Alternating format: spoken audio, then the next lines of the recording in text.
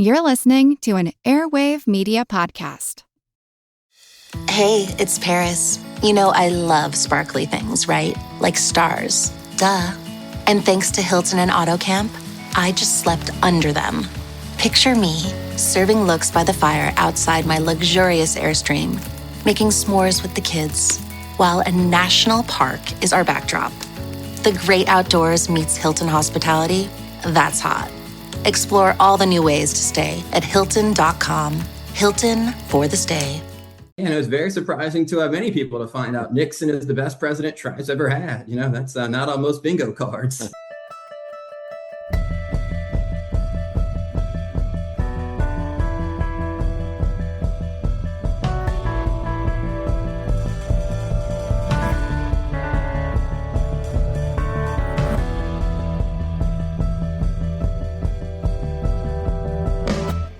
From the Northwest Ordinance of 1786, and to understand what that is, it's basically the United States Congress's instructions, dictates as to how it's going to handle federal land in the West that's been ceded to it by the states. It reads, among other things, "The utmost good faith shall always be observed towards the Indians. Their lands and property shall never be taken from them without their consent, and in their property rights and liberty they shall never be invaded or disturbed, unless in just and lawful wars authorized by Congress. But laws founded in justice and humanity shall from time to time be made for preventing wrongs being done to them, and for preserving peace and friendship with them." Needless to say that even a cursory look at American history shows that we perhaps didn't live up to the ideals Congress set out in the Northwest Ordinance. One could argue that Lawful Wars Clause did a lot of the heavy lifting in what was going to happen. Like, hey, you war against us, we're breaking the rules kind of thing. Here's what George Washington said just about 3 years earlier. "I'm clear in my opinion that policy and economy point very strongly to the expediency of being upon good terms with the Indians, and the propriety of purchasing their lands in preference to attempting to drive them by force of arms out of their country, which, as we have already experienced, is like driving the wild beasts of the forest, which will return us soon, as the pursuit is at an end, and fall perhaps on those that are left there." Now, we're going to talk today to Adam Crepelle, who's the author of Becoming Nations Again, about Washington and his views. You see, in modern terms, what could be considered good and bad there. He's, comparing them to wild beasts, but at the same time, he and the Northwest Ordinance is laying out pretty clearly how to handle people who are American Indians. In the Northwest Ordinance, you can tell they have lands, they have property, they exist as people. Going on their lands is invasion. Doing anything towards them that's not lawful is disturbing. We acknowledge their existence. The word nation isn't used, but we acknowledge that they have lands, and they have governance over them, and we have to purchase them. This is the kind of view at the time. That type of viewpoint would change in what happens with American policy and certain court decisions thereafter. We'll take a look, too, at the American Constitution. One of the powers that Congress shall have is to regulate commerce with foreign nations and among the several states and with the Indian tribes.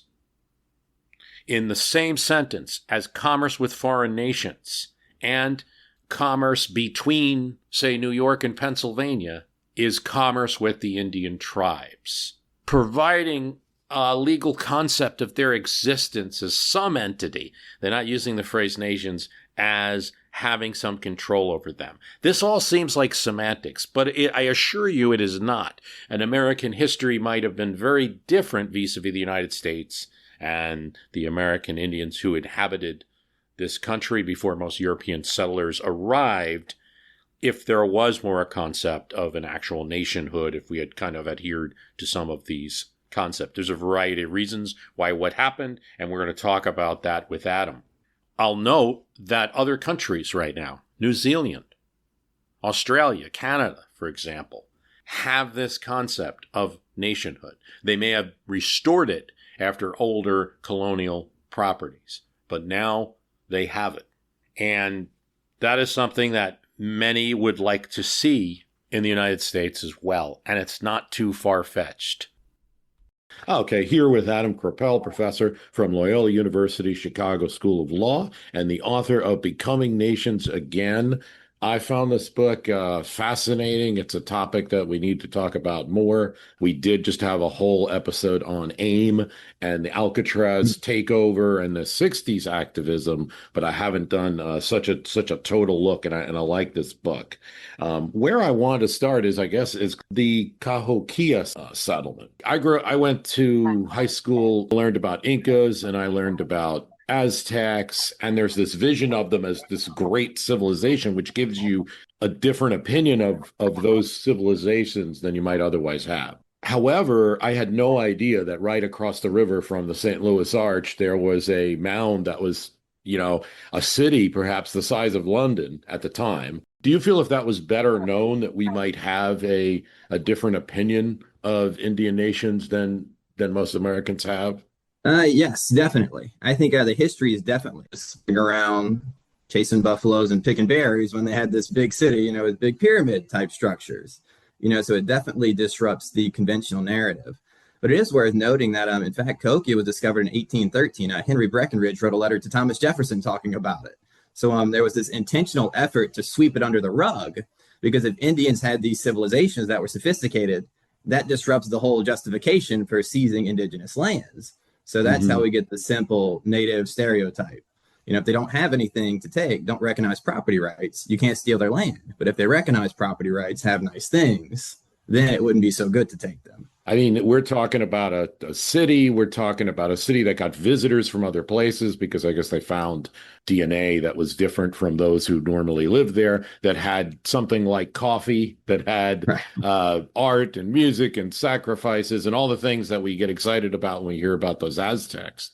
And but it was all going on like East St. Louis. And if we start, it's hard to say the beginning of things, but I'll start with, just for sake of it being a political podcast of some part, you take Washington. So George Washington's view, if I have you correctly, is that, these are nations that we're treating with just like we would treat with England or France.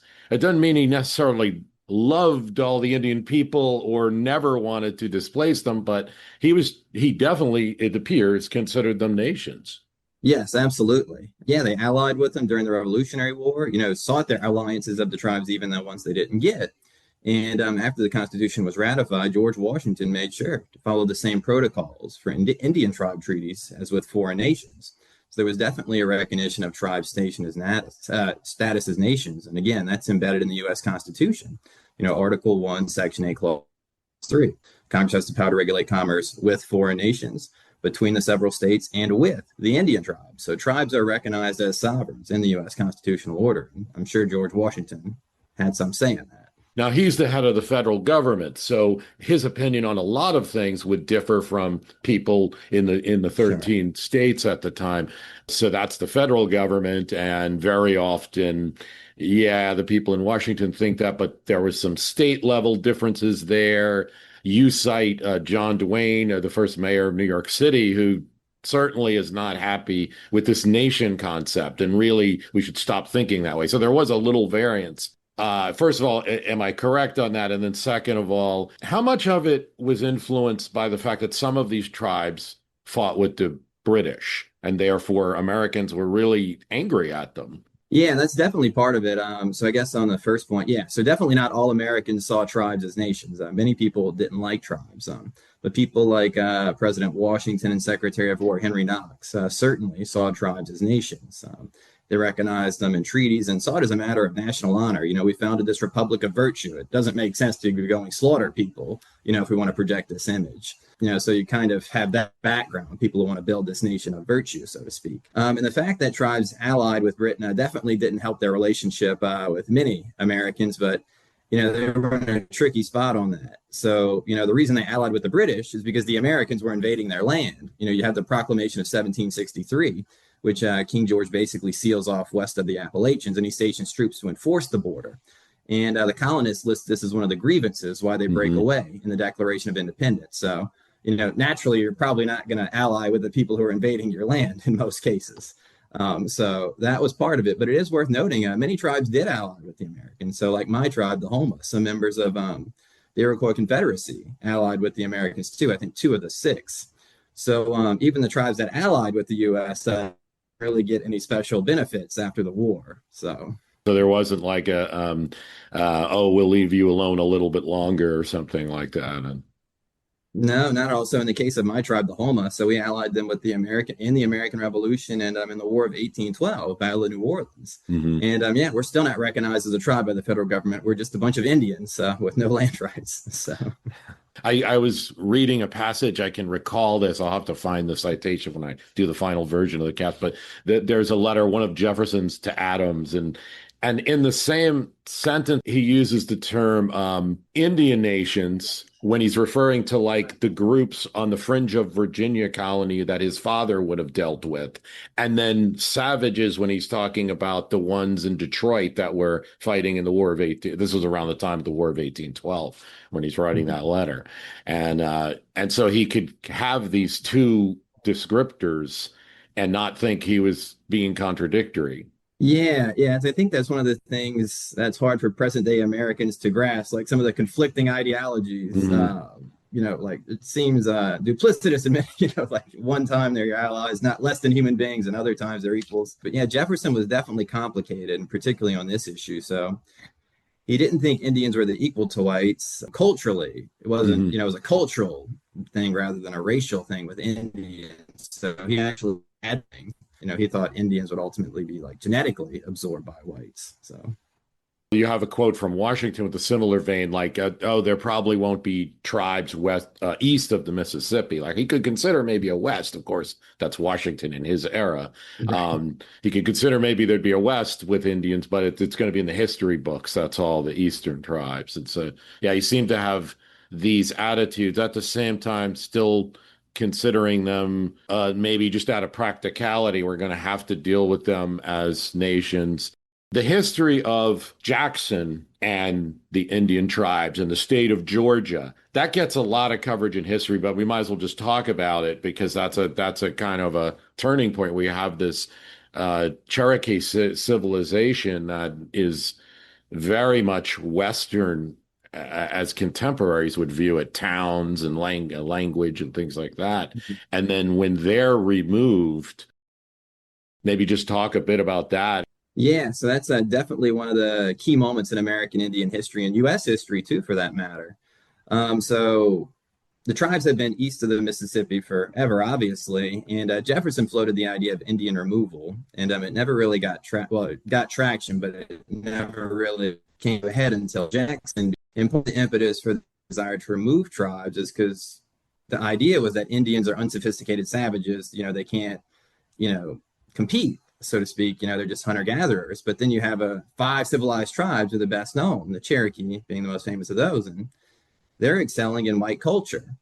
So the Cherokee in Georgia, for example, they have a U.S.-style government modeled on the U.S. Constitution. They've adopted plantation agriculture. They have slaves. They have a court system, Western-style court system, 2 decades before the Western-style court system. Per capita income just as high, if not higher. In fact, one of the richest Americans at that time is the guy by the name of Rich Joe Vann. James Monroe actually spent the night in his house when he was passing through. He built his fortune through private enterprise, saloons, toll roads, and plantation. So if you're passing through Georgia, you can go see it if you want to drive 2 hours outside of Atlanta. But the house is still there. Sometimes known as the Ridge. Yeah, his nickname was actually Rich Joe. Yeah. Okay. Yeah, exactly. Yeah, exactly. And apart from that, you're describing these people as unsophisticated savages, and they have a literacy rate 3 times your literacy rate. It's just not looking good. Add that to the fact that gold's discovered on their land. So now Georgia really wants it, and Andrew Jackson's in office. So now everything kind of just comes to a head. And you get the Indian Removal Act, which is very controversial at the time. So basically it's ethnic cleansing, for lack of a better term. We're removing ethnic groups, east of the Mississippi, out west. And the Cherokee are opposing this, and Georgia's attempts in particular. The first case, Cherokee Nation v. Georgia, the issue is, can Georgia legally annex the Cherokee Nation? And the Cherokee argues this violates their treaties.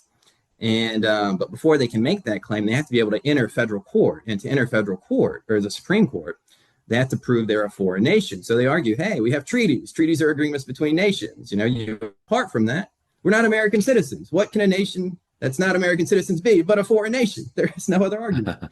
Chief Justice Marshall describes this as, quote, imposing argument. Georgia's argument, on the other hand, is not show up to court. Nevertheless, Georgia wins.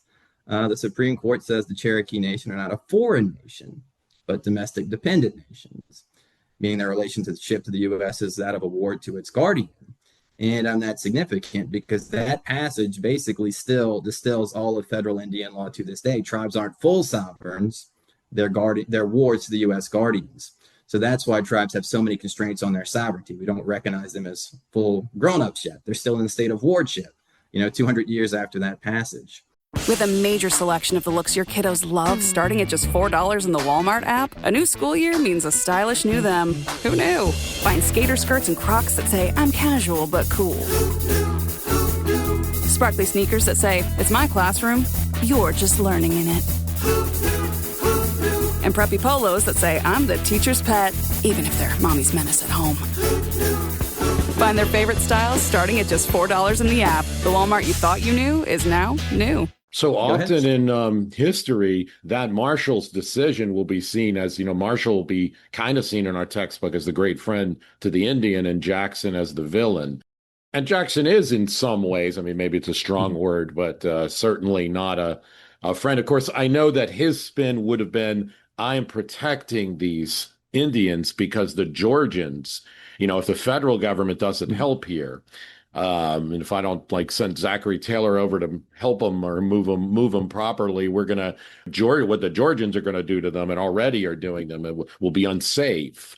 But Marshall's seen as a great friend, and Jackson, is seen as the one kind of saying, let him enforce the decision. But as you're saying here, even in Marshall's decision, there's some tenets that are not too positive for American Indians moving forward. For sure, yeah. And for that in Johnson v. McIntosh, I guess it's easy to make things black and white in hindsight, but to your point, things were complicated. Like in Johnson v. McIntosh, he said Indian tribes don't own their land. U.S. can take it by virtue of purchase or conquest. And they don't have any land rights. It all goes to it's really easy to say, this is anti-Indian, and it's certainly not pro-Indian. But he did recognize tribes have a right of occupancy. Which is something. It would have been really easy to say they have no land rights at all. So, Marshall was a pragmatist. So he was very sympathetic to the tribes in some cases. And a year after Cherokee Nation v. Georgia, he did rule in favor of the tribes, although it was really a pro-federal government decision more than a strong tribal sovereignty decision in many ways. One argument I got in a previous time, I did something on the Black Hawk War and kind of the ridiculousness of that, if it was even a war and all of that. And one of the comments I got is, the Europeans were here and they were going to move westward and it was going to happen. And so, there's really was no alternative. These tribes, say, are standing in the way. History couldn't have been different. And why tell a history of such a negative thing about America and things like that when the progress of America is going to happen? But to me, that seems like there's a what if there, reasonable, not a crazy what if. It seems a reasonable what if that you could have left something like the Cherokee Nation that had this established language and cities and towns and still progressed westward and maybe dealt with other tribes and had plenty of land for settlers. It didn't seem like American Indian history had to be this way. Yeah, I think that's safe to say. Yeah, it definitely. Justice Gorsuch recently wrote, the Constitution promises tribes sovereignty for as long as they wish to keep it. So there definitely was that option. Something I would argue, they could have added to American federalism. Whenever states do something silly, we could have let, hey, tribes have better laws. Let's go there. So, I think they could be a natural and are, in fact, a natural component of federalism. We recognize, separate, sovereign enclaves in the U.S. Constitution. So tribes are just a natural extension of that, I would argue. So it definitely didn't have to play out the way it did. What really seems like the bad ideas that get away from the point of your book. Obviously, your book, again, is Becoming Nations Again. So that's obviously a statement that they were nations, as Washington and we just discussed have seen them. It seems like the antithesis of that in history is the Dawes Allotment Act, the Gilded Age. At the very time that many of the federal leaders doing it were enlightened, the Republicans had won, the Union had won the Civil War, and Republicans were mostly in power during that time. A little bit of of course, they had grandiose ideas on a lot of things, on civil rights, and they were approaching the Indian issue as thinking they were enlightened, but it really seems like the antithesis of what was needed in hindsight. Yes, I definitely think that's safe to say. And again, it's one of those weird confluences of political forces. You had some of the white settlers who didn't care about Indian rights at all. They just wanted Indian lands. Then you had some people who genuinely wanted to help the Indians, but it was very ethnocentric how they wanted to help the Indians, which essentially means destroy their culture and make them American citizens. So you have, I guess, the classic Baptist and bootleggers coalition, so to speak. During the Gilded Age, what the federal government was doing was deciding, hey, tribes, we want your land. We want you all to become American citizens. What we're going to do is break up your reservations. You'll get a small piece of private property, and everything, once the Indians get their private property, or it's placed in trust, it's not your private property right away. We're going to open it up to white settlers. And when the white settlers come in, they'll serve as cultural role models and, teach you Christian values and all that good stuff. And that was the plan. Indians would learn to be farmers and all that.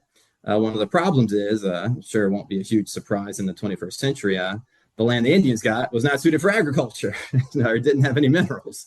And they didn't have any capital equipment, to farm if they wanted to. So it was really tricky. Then you also have the more fundamental issue, in a land that's or a nation that's supposed to pride itself on free enterprise and, individual, choice. We forced Indians to farm. Many of the tribes in the Great Plains were not agricultural. They were the stereotypical nomads, at least after they got the horse.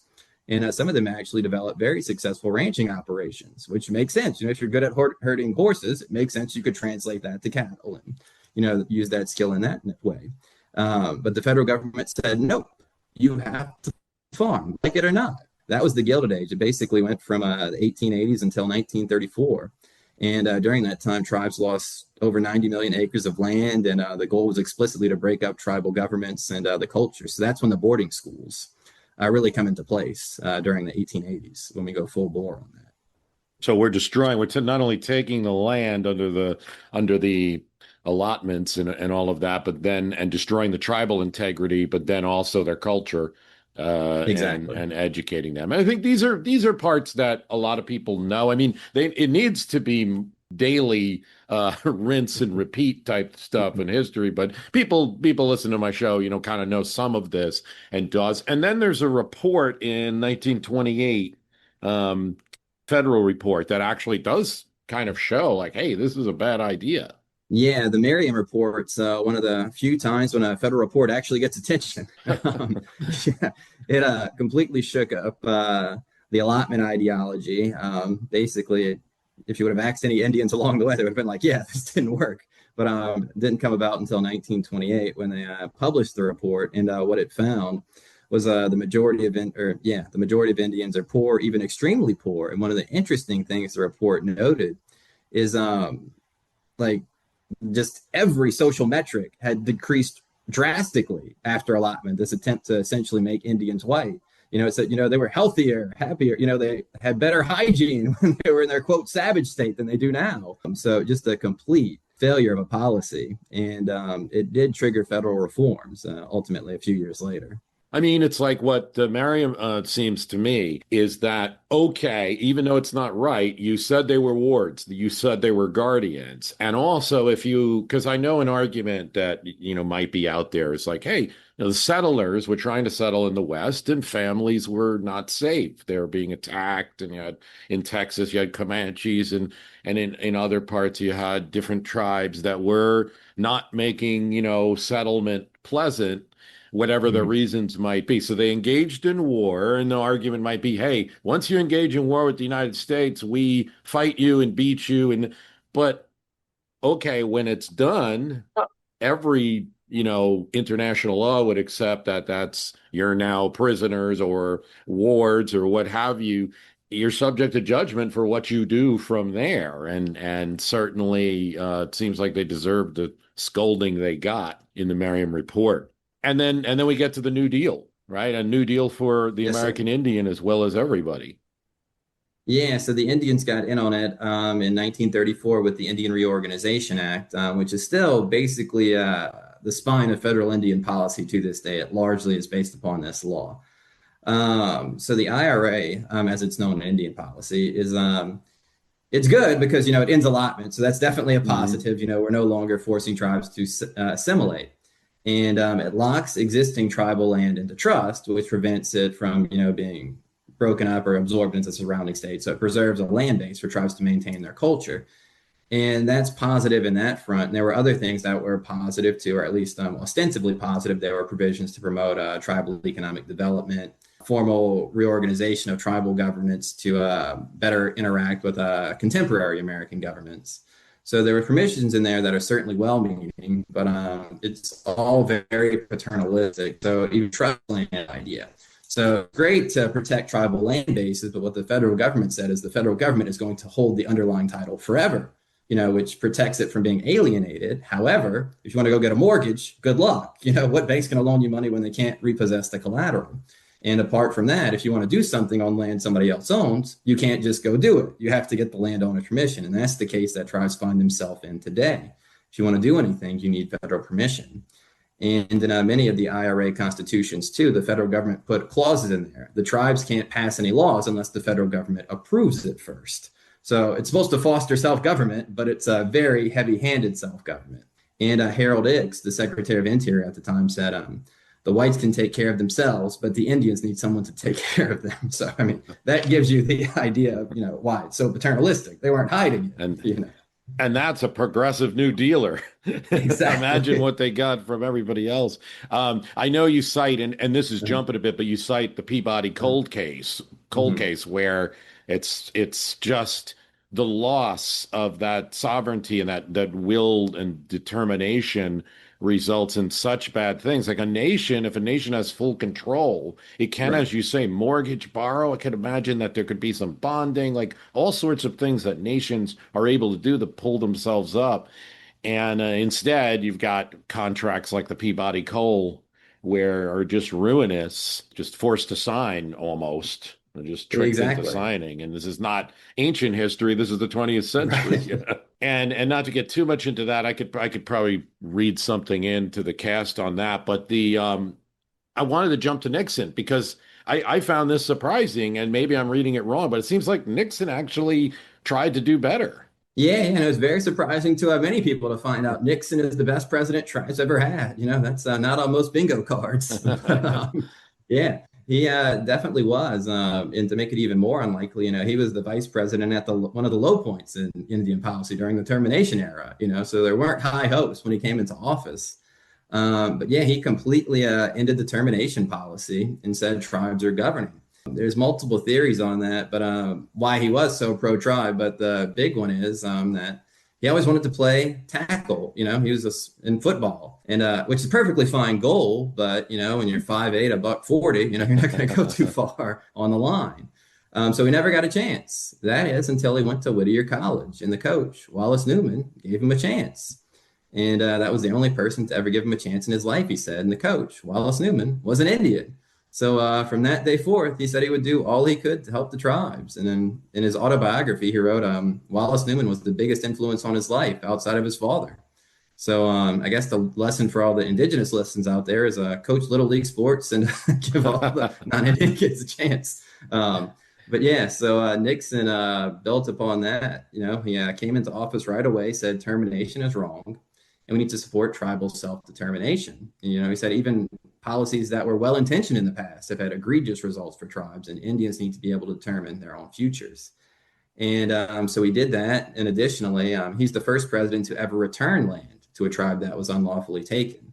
So Theodore Roosevelt took land. I forget which Pueblo tribe it was, but they had a sacred lake. Teddy Roosevelt said, no, it'd be better as a national park than as your religious institution. So Nixon actually gave it back to other tribes. And Nixon said, this is not a victory just for Indian rights. This is a victory for all Americans who value religious freedom. This is what it's about. So Nixon saw it part as a bigger issue. He certainly was pro-Indian based upon his background, but he saw it fit, in bigger society. He saw, Indians' role in a larger society, I think. And unfortunately, there was Watergate that slowed him up a little bit. He had bigger plans, but. Yeah, one group that wanted Nixon to stay. I know, exactly. But it seems so, that to me seems so obvious. So we always use Indian references. I talked about the Black Hawk War. We have the Black Hawk helicopter. We have the Apache. In fact, all helicopters in the Army have to be named after some Indian tribe.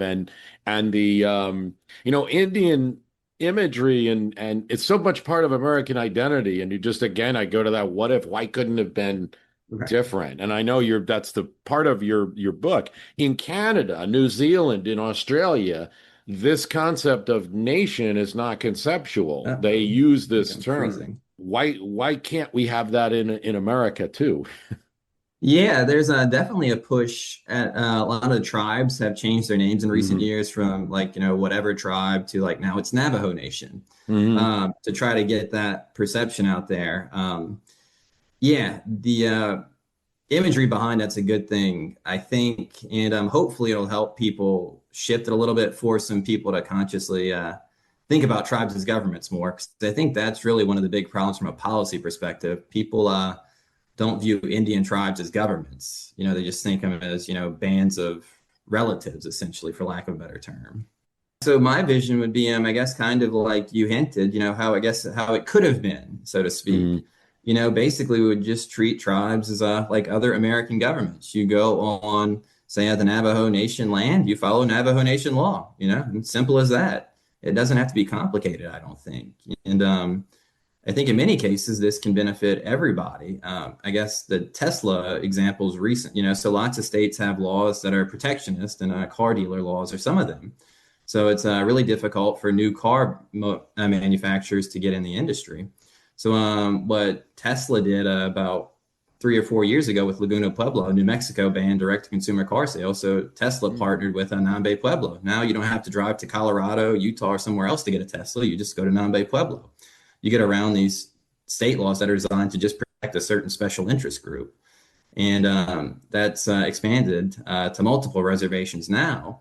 But nobody's hurt in the process. It's just increasing individual choice. It's federalism. I think that's the path forward, just creating, viewing tribes as ways to control their own future. There's no one Indian opinion. There's no one Correct. Native American opinion. I know that there's a lot of differing on everything, the terms, Yes. You walk into the American Indian Museum and the Smithsonian, and that's the first thing you're confronted with, a big sign that says, by the way, everything here is controversial. Right. But do you think this nation's approach is as close as you get, is really what most want? Yeah, I think so. I think that's really the crux of it. So I guess Dakota Access Pipeline would be a great example. That got lots of press, and lots of tribes supported it. However, some of the tribes there actually own oil companies, so it's not about the oil, it wasn't about the oil drilling that was upsetting the company. It was about the lack of recognition of Standing Rock tribe's sovereignty.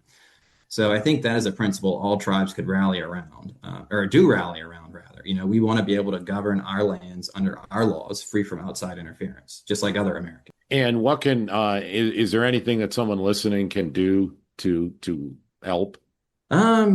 Yeah, so fortunately, a lot of the policy changes have to occur at the federal level because federal Hmm. Indian law is a federal law. Title 25 of the U.S. Code is actually titled Indians. There's a whole body of U.S. law devoted to it. But I would say to the people listening, what they can do to help is just learn more about the actual history, not just the whole, everybody's wandering around, picking berries before 1492. Just get educated on the fact that, tribes, or Indians are people. They've always done the same things as other people. They've responded to their environment and developed institutions, to make life easier. And on that front, I guess that's one of the things that I think goes to what we're talking about treating tribes as nation. Lots of times people have issues when Indian tribes participate in modern activities like, oh, that's not part of your culture. Hmm. Well, like white Americans didn't drive cars until, like 80 years ago. Like all cultures adapt. Tribal cultures are different. If you recognize tribes as governments and nations rather than, just an ethnic group, then I think that would better solidify tribal sovereignty and their place in the constitutional order.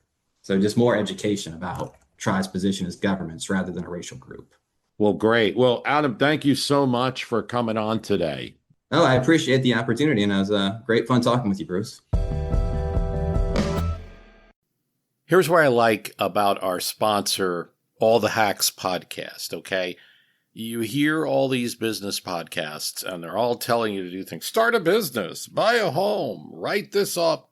All the Hacks is a podcast that acknowledges that things are pretty expensive right now. So All the Hacks focuses on tips and tactics to upgrade your life, your money, your travel while spending less. It's about hacks. Money, what each generation gets right and wrong with Ben Carlson. No relation. Some of us in Gen X or boomers can learn from millennials and Gen Z. It doesn't just go one way. I like his bonus episode about earning points on your mortgage, cards that have up to 4% bonus programs. All great. Search for All the Hacks on Apple Podcasts, Spotify, or wherever you listen to podcasts. Your wallet will thank you later.